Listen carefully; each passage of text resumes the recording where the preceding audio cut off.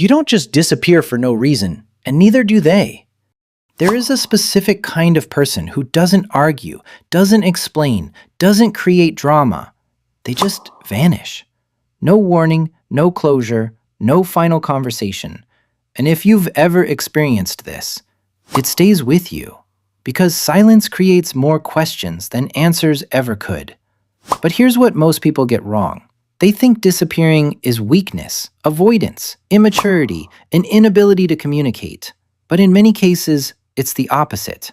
People who disappear without a word usually don't lack awareness, they have too much of it.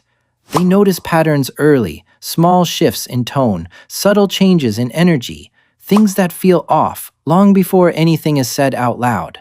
And once they see it, they don't unsee it. While others wait for proof, they trust the pattern. And that's where the disconnect begins. Because from the outside, it looks sudden, but for them, it was building quietly for a long time. Every ignored feeling, every forced interaction, every moment where something didn't feel right. They don't explode. They withdraw. And that difference matters. Most people express discomfort outwardly. They confront, they argue, they demand change.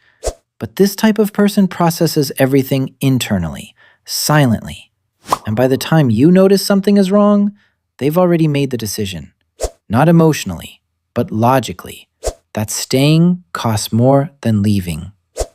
And once they reach that conclusion, they don't negotiate with it. Because to them, explaining feels pointless. Not because they can't explain, but because they believe you already had the chance to understand. That's the part people struggle to accept.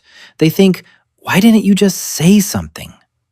But from the other side, the answer is simple. I shouldn't have had to. And this is where it gets deeper. Because people who disappear like this often have a very low tolerance for repeated emotional friction. Not because they are fragile, but because they are selective. They don't need many connections. They need the right ones. And once something no longer feels aligned, they don't try to force it. They remove themselves completely.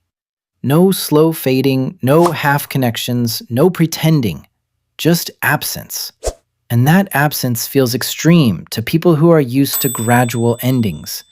But for them, clarity matters more than comfort. Now here's the part most people never see. Disappearing is not easy.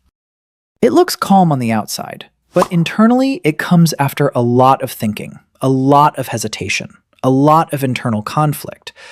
Because walking away without explanation means accepting that you may be misunderstood, that people will create their own version of you, that you don't get to control the narrative.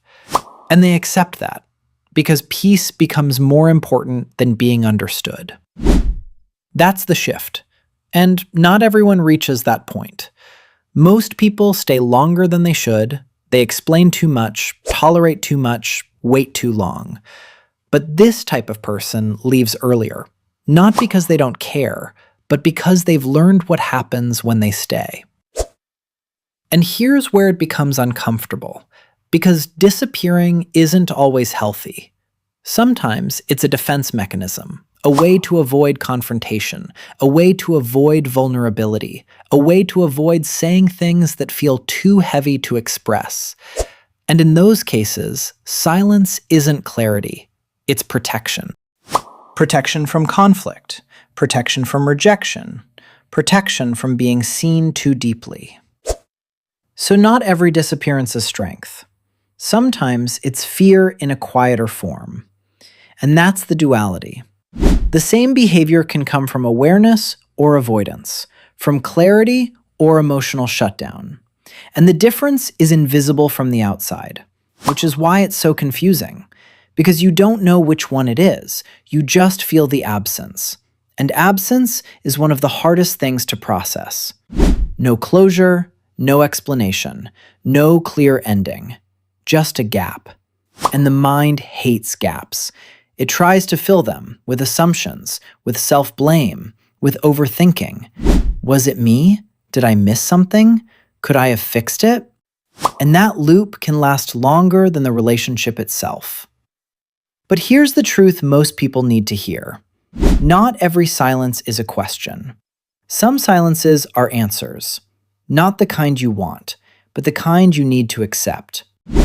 Because chasing explanations from someone who chose distance will only pull you deeper into confusion. And the more you try to understand their silence, the more you lose clarity within yourself.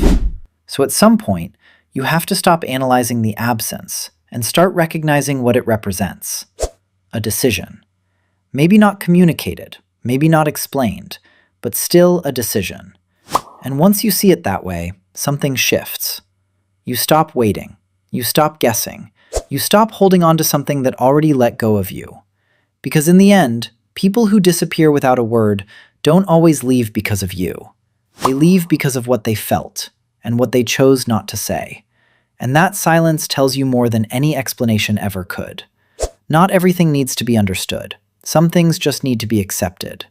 And once you accept that, you stop chasing people who choose distance and start choosing yourself instead.